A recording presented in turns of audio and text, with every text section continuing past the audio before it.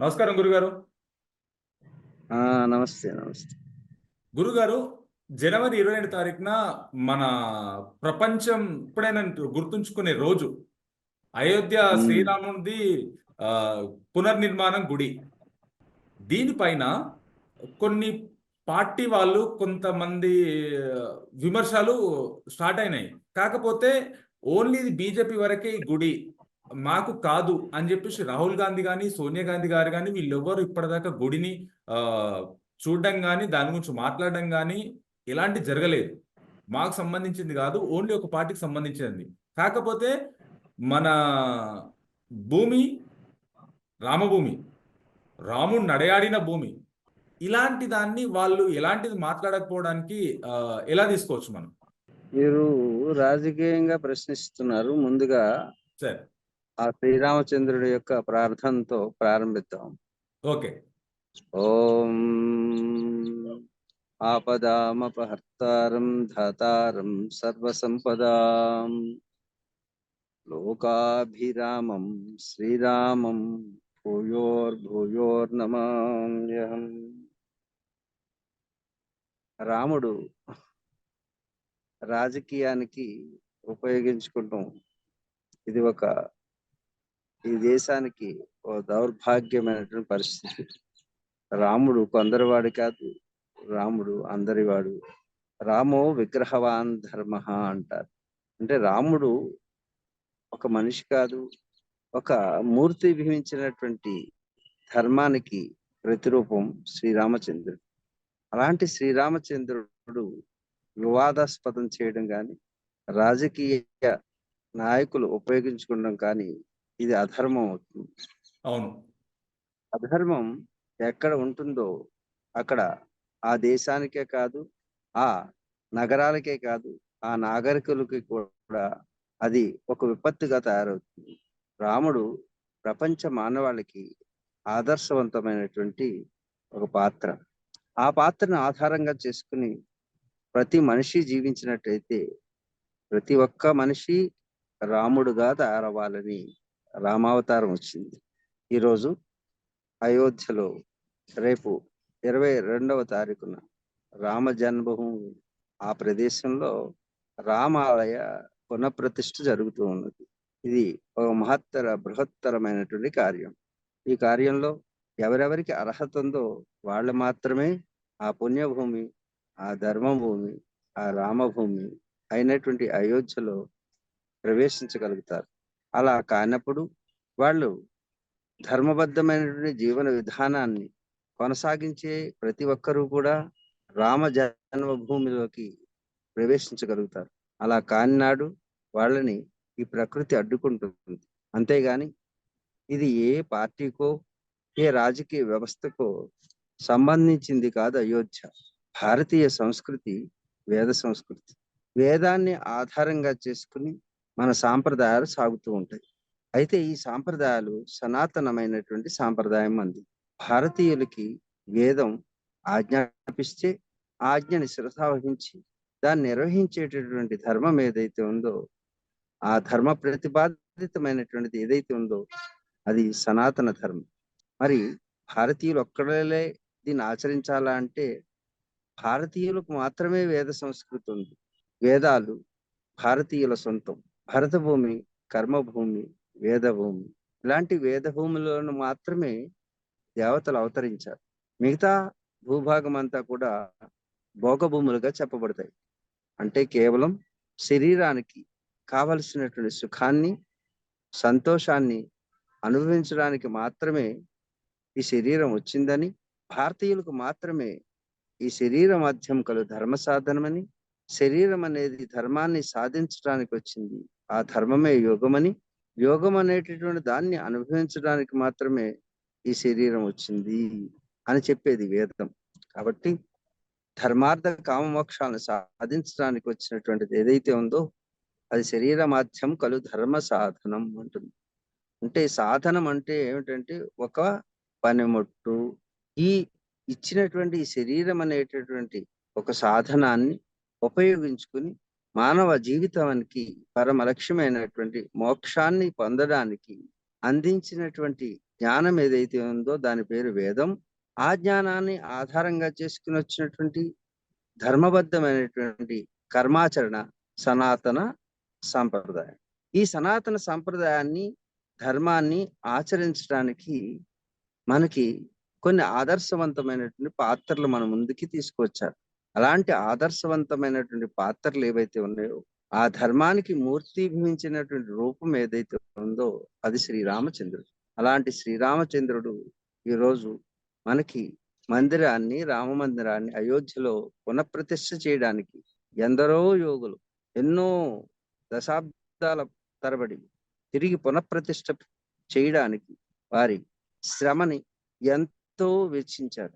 ఎంతో మంది జీవితాలను సమర్పించడం జరిగింది. అలాంటి ప్రాణత్యాగాల తర్వాత తిరిగి రామ జన్మభూమిలో ఈ యొక్క మహత్తరమైనటువంటి కార్యం జరగడం ఎంతో అదృష్టం. పూర్వజన్మ పుణ్యఫలమే తిరిగి రామజన్మ భూమిలో శ్రీరామచంద్రుని యొక్క ఆలయం నిర్మించబడడం, దాన్ని ప్రారంభించబడడం జరుగుతుంది. మీరు చెప్పినట్టు ఇది ఏ రాజకీయవేత్తలకి సంబంధించింది కాదు. ఇది కేవలం ఎంతో మంది యోగులు, త్యాగులు ఎన్నో త్యాగాలు ఎన్నో సంవత్సరాలుగా చేస్తే ఈ రోజు ప్రభుత్వాలు వాటిని రాజకీయానికి ఉపయోగించుకోవడం తగదు. కేవలం రాజకీయ నాయకుల వలన మాత్రం ఈ రామాలయం నిర్మాణం జరగడం లేదు. మేము బాబ్రీ మసీద్ సమయం నుంచి కూడా, చిన్నపిల్లలప్పటి నుంచి కూడా ఈ రామ జన్మభూమి ఉద్యమంలో పాల్గొంటూనే ఉన్నాం. మా వంతు ఆ భగవంతుడు ఆశీర్వాద బలం చేత, శ్రీరామచంద్రుడి యొక్క ఆశీర్వాద బలం చేత మేమందరం ఈ కార్యక్రమంలో సతతము నిరంతరము మా వంతు కృషిని మేము జరుపుతూనే ఉన్నాం. అలాగే ఎందరో మహాయోగులు, ఎందరో హిమాలయ యోగులు అందరూ కలిసి వారి యొక్క శక్తియుక్తుల్ని దీనిలో పెట్టిన తర్వాతే ఈ రామ మందిర నిర్మాణం జరుగుతుంది. అంతేగాని కేవలం ఒక రాజకీయ నాయకులు మాత్రమే కాదు, దీంట్లో ఎందరో యోగుల యొక్క త్యాగ ఫలమే ఈరోజు రామాలయ నిర్మాణం జరుగుతుంది. అంతేగాని ఇది రాజకీయానికి వేదిక కాకూడదు, ఇది ధర్మానికి వేదిక కావాలి. భారతీయ సంప్రదాయంలో మనకి ముఖ్యమైనవి 3: వడి, బడి, గుడి. అమ్మ ఒడిలోనే మనకి రామాయణ మహాభారతాల యొక్క విశిష్టతని తెలియజేస్తుంది అమ్మ. అది ఒడి. బడిలో దురదృష్టవశాత్తు మనకి అనేక దేశాల నుంచి వచ్చిన వారు పరిపాలించడం చేత బడిలో రాముడి నడవడి కొరవడింది. అందుచేత తిరిగి ఈ రామాలయ నిర్మాణం చేయడం కాదు, ఆ బడిలో కూడా రాముడి యొక్క నడవడిని ఎప్పుడైతే ప్రవేశపెడతారో అప్పుడు ఈ రాజకీయ నాయకుల యొక్క పాలన సరిగ్గా సాగుతుంది అని మనం అర్థం చేసుకోవాల్సి వస్తుంది. అప్పటి వరకు ఆ పార్టీ రాలేదు, ఈ పార్టీ రాలేదు అనే దాన్ని వివాదం చేసే కంటే ఏ పార్టీ అయినా మన పార్టీ ధర్మం, మన పిల్లలకి బడిలో తప్పకుండా రాముడి యొక్క నడవడిని, ధర్మ ప్రతిపాదితమైనటువంటి నడవడిని మన పిల్లల మదిలో నిలిపినప్పుడు ఆ గుడి సఫలీకృతమైనట్టు.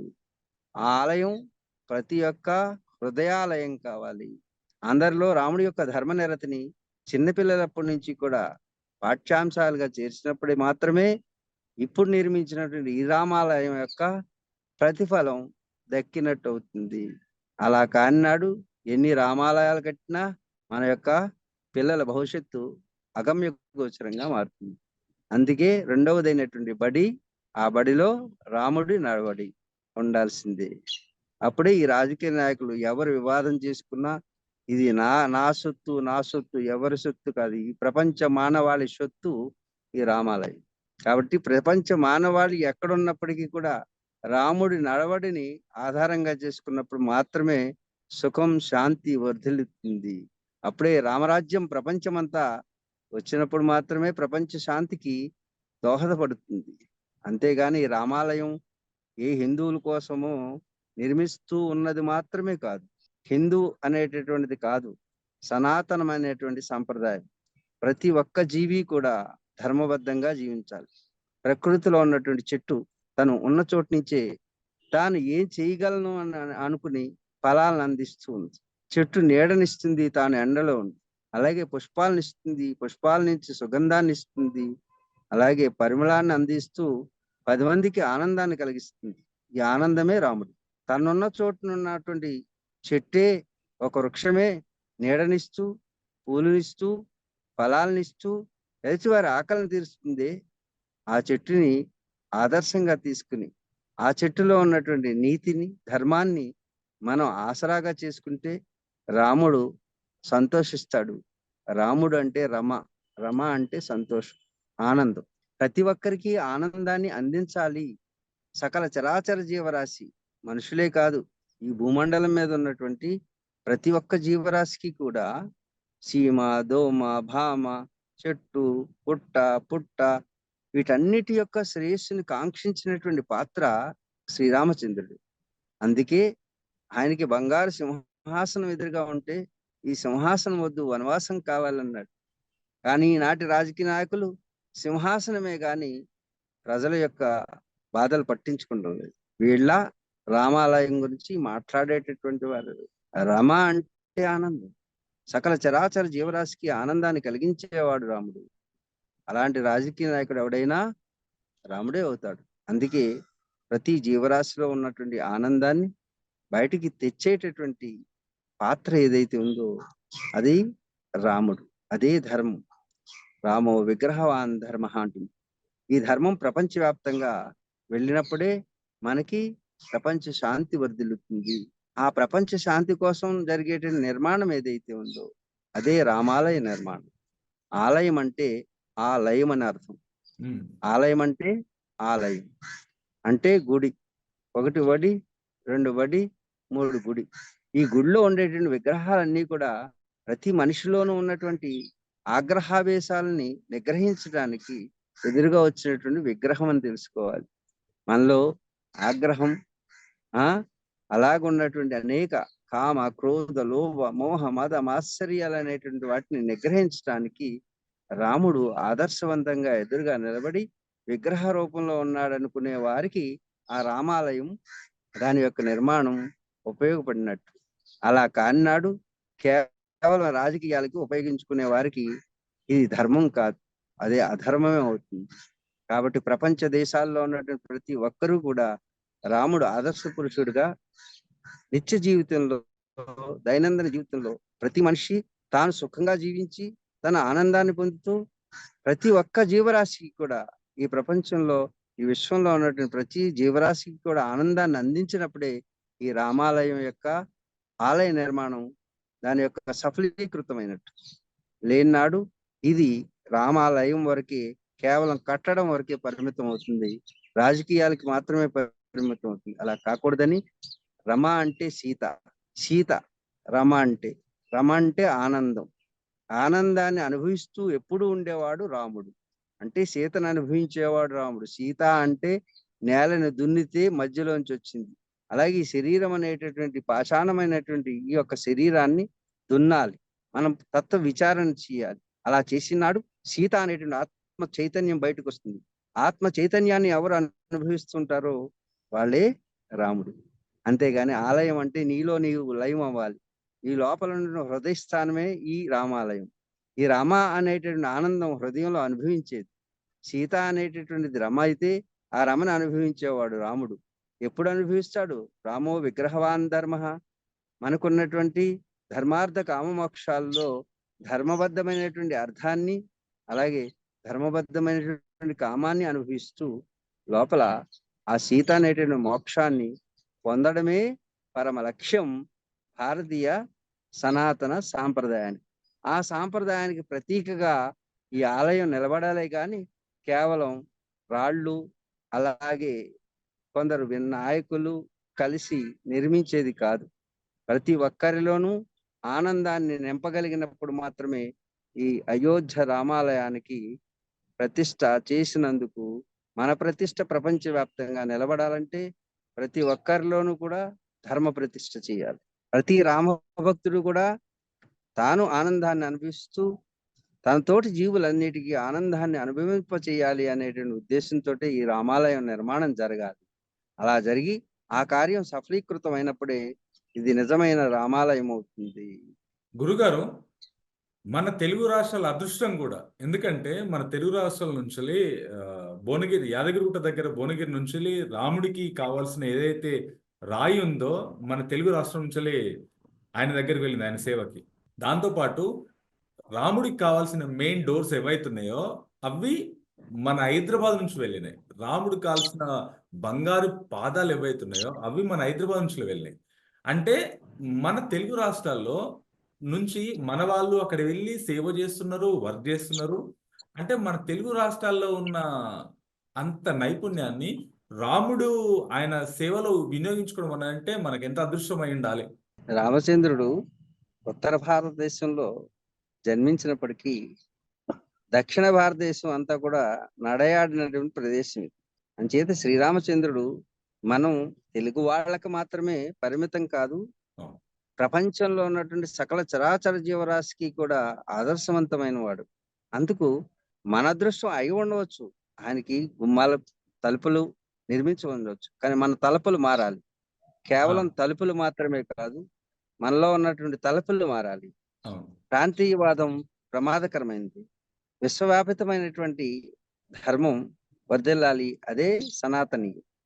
అందుకు ప్రాంతీయంగా మన వంతుగా ఇక్కడ ఉన్నటువంటి రాయి ఆ రామాలయానికి వినియోగించినట్టయితే అది తప్పకుండా మన అదృష్టం, తెలుగువారిగా అదృష్టం, తెలివైన వారిగా అదృష్టం, తెలుగు తెలిపినందుకు అదృష్టం.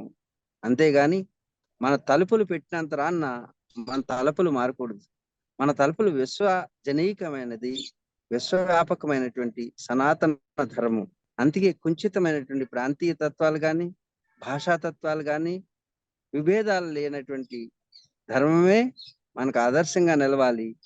ఈ కార్యక్రమంలో మన తెలుగు రాష్ట్రాల నుంచి రాముడి యొక్క ఆలయానికి, దాని నిర్మాణానికి మన వంతు కర్తవ్యంగా ఆ రాముడే ఆ అవకాశాన్ని కల్పించి మనల్ని కూడా భాగస్వామ్యం చేసినందుకు సదా శ్రీరామచంద్రుడికి కృతజ్ఞులమై ఉంటాము ఈ తెలుగు రాష్ట్రాల తరఫున.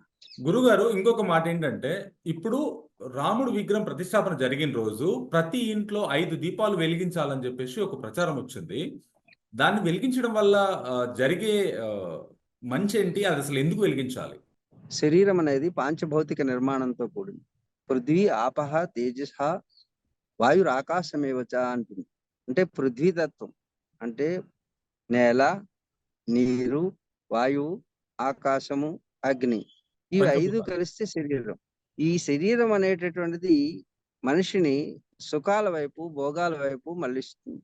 అలాంటి శరీరం పంచతత్వాలతో కూడినటువంటి శరీరానికి ప్రతీకగా 5 దీపాలను వెలిగించమన్నారు. అంటే నీలో ఉన్నటువంటి పంచతత్వాలు జ్యోతి అయి వెలిగి, అంటే ఈ పంచతత్వాలతో నిర్మాణమైనటువంటి శరీరం ఏదైతే ఉందో ఈ శరీరాన్ని లోక కళ్యాణం కోసం, లోకానికి వెలుగునిచ్చేదానిగా, జ్ఞానాన్ని ప్రసరింపజేసేదిగా ఉండాలని భావనతోటి వారు ఈ 5 దీపాలను వెలిగించమన్నా అని ఉంటారు అని నా విశ్లేషణ.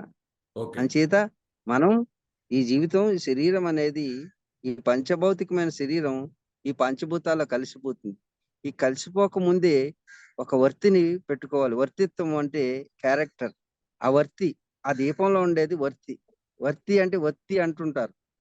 ఆ వర్తి. వర్తిత్వం అంటే నీ లోపల ఉన్నటువంటి పర్సనాలిటీ. పర్సన్ కంటే పర్సనాలిటీ ముఖ్యం. అంటే వ్యక్తి కంటే వ్యక్తిత్వం ముఖ్యం. ఆ వ్యక్తిత్వం వర్తి అయి అప్పుడు అది జ్ఞానం అనేటువంటి తేజస్సుని సమానంగా ఈ లోకానికి అందిస్తే అజ్ఞాన అంధకారాలు దూరం అవుతాయి. తద్వారా ఎదుటి వారికి దారి చూపించేదిగా ఉండాలి మన ధర్మం అని. మనలో ఉన్నటువంటి శరీరం ఉన్న పాంచభౌతికమైనటువంటి శరీరం ఉండగానే 10 మందికి ఉపయోగపడాలి అని ఆ వర్తి తెలియజేస్తుంది. 5 దీపాలు తెలియజేస్తాయి అని నా విశ్లేషణగా నేను భావిస్తున్నా ఒక యోగిగా. గురుగారు, ఇంకొక కేవలం మాట ఏంటంటే, శరీరాన్ని భోగానికి కాకుండా యోగమయం చేయాలని ఆ పంచదీపాలని వెలిగించమని చెప్పి ఉండవచ్చు. గురుగారు ఇంకొక మాట ఏంటంటే, ఇప్పుడు అయోధ్యలో శ్రీరాముడి విగ్రహం ప్రొద్దున బ్రహ్మ ముహూర్తం నుంచి సాయంత్రం వరకు కార్యక్రమం జరుగుతుంది. అయితే ఈ సమయంలో అక్కడికి మనం అందరం వెళ్ళలేం, అక్కడికి దర్శించలేము. ఇప్పుడు ఆ తర్వాత ఎవరైనా దర్శించవచ్చు. కాకపోతే ఆ రోజున మన దేశంలో ఉన్న వాళ్ళైనా, విదేశాల్లో ఉన్న వాళ్ళైనా సరే, ఇంట్లో ఉన్న, మనము ఏ ప్రదేశంలో ఉన్నా ఎలాంటిది పాటిస్తే అందరికి మంచి జరిగే అవకాశం ఉంటుంది? ఏం పాటించొచ్చు? శ్రీరామచంద్రుడి యొక్క జననం అభిజిత్ ముహూర్తంలో జరిగింది. అంటే మిట్ట మధ్యాహ్నం జరిగిందన్నమాట. కాబట్టి శ్రీరామచంద్రుడి యొక్క కళ్యాణం గాని, శ్రీరామచంద్రుడి యొక్క జననం గాని, పట్టాభిషేకం గాని ఇవన్నీ కూడా మధ్యాహ్న సమయంలో అభిజిత్ ముహూర్తంలో చేస్తారు. బ్రహ్మ ముహూర్తం నుంచి జరిగే క్రతువులు జరగవచ్చు సాయంత్రం వరకు. కానీ ప్రతి ఒక్కరు కూడా మధ్యాహ్నం ఈ యొక్క విగ్రహ ప్రతిష్ఠ జరుగుతుంది అని నేను అనుకుంటున్నాను. జరుగుతుంది. అయితే ఈ అభిజిత్ ముహూర్తంలోనే విగ్రహ ప్రతిష్టాపన జరుగుతుంది. మనం అందరం కూడా విధిగా బ్రహ్మ ముహూర్తం లేచి ప్రతి ఒక్కరూ కూడా వారి యొక్క శౌచాది కార్యక్రమాలు చేసి కాస్త అంతర్రాముడైనటువంటి మన అంతర్లీనంగా మన శరీరం అనేటువంటిది అయోధ్య. ఏ యోధుడు లోపల ప్రవేశించినది అయోధ్య. ఈ శరీరం లోపలికి ఎవరు ప్రవేశించగలరు? ఏ యోధుడు ప్రవేశించలేడు. శరీరం లోపల ఉన్నటువంటిది రమ ఆత్మ. ఈ ఆత్మని పరమాత్మతో అనుసంధానం చేసే ప్రక్రియ సీతారామ కళ్యాణం. అంటే ఆనందాన్ని అనుభవించడానికి ఈ రామకథని మన ముందుకు తీసుకుని వచ్చారు. కథ అంటే ఆ శ్రీమన్నారాయణుడే సాక్షాత్తు రాముడై అవతరించి నీ లోపలికి నీవు చేరేటువంటి మార్గాన్ని నిర్దేశించి తన పాత్రధారుడై నటించి మనకు అందించినటువంటి. అందుచేత ఈ కార్యక్రమంలో మీరు కూడా మీ లోపలికి మీరు ప్రవేశించడానికి ఈ సందర్భాన్ని వినియోగించుకుని శౌచాధికములు చేసుకుని తెల్లవారుజామున బ్రహ్మముహూర్తంలో 3 నుంచి 6 వరకు బ్రహ్మ ముహూర్తం, బ్రాహ్మీ ముహూర్తం అంటారు. ఈ ముహూర్తంలో దేవతా శక్తులన్నీ కూడా ఉంటాయి కాబట్టి ఆ దేవతా శక్తులు మనలోకి ప్రవేశిస్తున్నాయని మనం ధ్యానావస్థలకు వెళ్ళి ఆ శ్రీరామచంద్రుని అంతర్లీనంగా మీ మనోపలకం మీద ఆవిష్కరించి మీ ఆలయం దేహో దేవాలయ ప్రోక్తో జీవో దేవ సనాతన. ఈ శరీరం దేవాలయం అనుకుని ఆ దేవాలయంలోనే ఈ సీతారామచంద్రుల యొక్క ప్రతిష్ఠ జరుగుతుంది అనుకుని మీరు ధ్యానావస్థలో దర్శనం చేసినట్టయితే సాక్షాత్తు ఆ శ్రీరామచంద్రుడు సీతా లక్ష్మణ భరత శత్రుఘ్న సమేతుడైనటువంటి ఆంజనేయ సహితుడైనటువంటి ఆ యొక్క శ్రీరామచంద్రుడు మీ మనోపలకం మీద దర్శనమిస్తూ ఆ సాక్షాత్తు అక్కడ జరిగే కార్యక్రమం అంతా కూడా మీరు ధ్యానావస్థలో అనుభవించినట్లయితే సాక్షాత్తు శ్రీరామ దర్శనం మీకు లభిస్తుంది. కాబట్టి ఈనాటి నుంచి కూడా ఈ భారతదేశమే కాకుండా ప్రపంచమంతా కూడా ఈ రామాలయం యొక్క శక్తి వలన ప్రపంచ శాంతి ఏర్పడాలని సతతము నిరంతరము యోగులమైనటువంటి మేము ఆకాంక్షిస్తూ ఈ ప్రపంచానికి శాంతి కావాలని మీరు కూడా మీ వంతు కర్తవ్యంగా ప్రతి మనిషి కూడా ప్రార్థన చేసి ఆ భగవంతుని అర్థన చేసి మీ శరీరంలో ధారణ చేసి ధ్యానావస్థలో ఈ రామాలయాన్ని మీ దేహాలయంలో మీరు దర్శించాలని కోరుకుంటూ ఉన్నాను.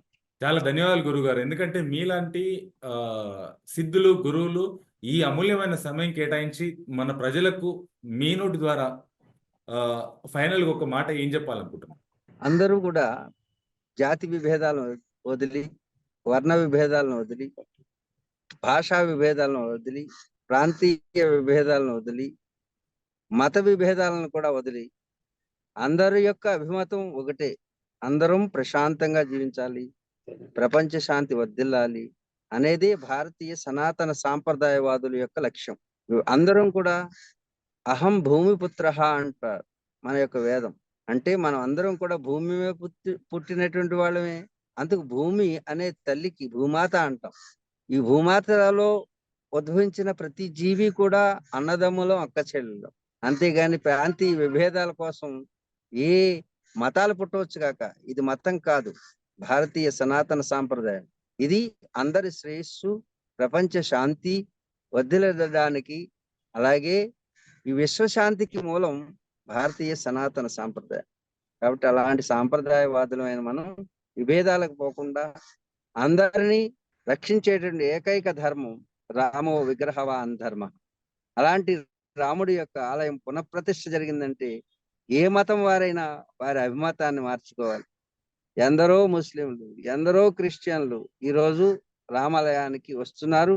నేను కూడా అక్కడే ఉంటాను. ఈ ప్రతిష్ట జరిగే వరకు కూడా నేను అయోధ్యలోనే ఉంటాను. కాబట్టి మీరందరూ కూడా అయోధ్యని మీ అంతఃఫలకం మీద మీ యొక్క మానసికమైనటువంటి దర్పణాన్ని ఒకసారి మీరు ఆవిష్కరించండి. తప్పకుండా శ్రీరామచంద్రుడు మీ హృదయాలయాల్లో కూడా ఉండాలని, ఉంటాడని, సదా ప్రపంచవ్యాప్తంగా ఉన్నటువంటి అందరి హృదయాలే అంతర్రామాలయం. ఆ రామాలయాలన్నీ కూడా హృదయాన్ని వికాసం చెందించడానికి వస్తుంది. కాబట్టి మీరందరూ కూడా శ్రేయస్సుతో, సకల సుఖాలతో, సౌభాగ్యాలతో అంతర్లక్ష్యమైనటువంటి మోక్షాన్ని చేరాలని ఆకాంక్షిస్తూ ఆ సూర్య భగవాన్ని అర్థిస్తూ ప్రార్థిస్తూ సెలవు. ఓం శ్రీరామ్ రామాయ నమః. ఓం శాంతి శాంతి శాంతి. హరి ఓం తత్సత్. సమస్తలోకా సుఖినో భవంతు. సమస్తలోకా సుఖినో భవంతు. సమస్తలోకా చరాచర శ్రేయో భవంతు. ఓం శ్రీ గురుభ్యో నమః. Thank you sir.